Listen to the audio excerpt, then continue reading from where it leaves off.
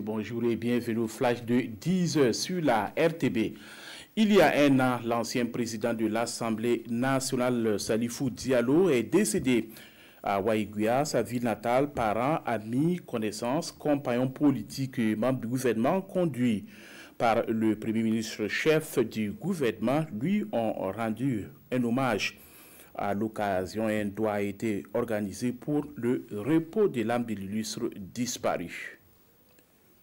La direction régionale de la communication du Sahel s'engage dans la lutte contre les effets de l'orpaillage dans cette région. En collaboration avec l'UNICEF, un plan intégré de communication a été adopté et mis en œuvre pour une durée de 6 mois.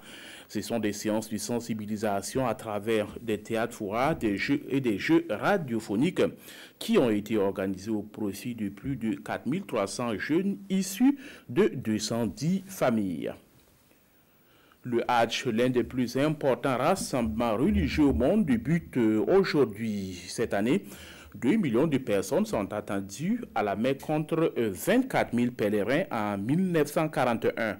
Une marée humaine encadrée désormais par 18 000 employés de la défense civile saoudienne, œuvrant à la sécurité de ces musulmans venus du monde entier. En 2015, un mouvement de foule avait fait plus de 2300 morts au cours du Hajj, remettant en cause la sécurisation de l'événement. Depuis la guerre de Corée, la plupart de ces nord- et sud-coréens ne se sont pas vus.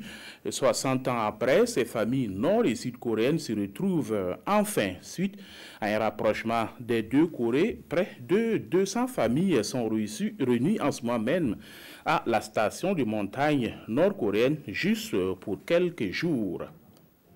Et c'est la fin de ce flash. Merci de l'avoir suivi. Passez une excellente journée en compagnie des programmes de la RTB.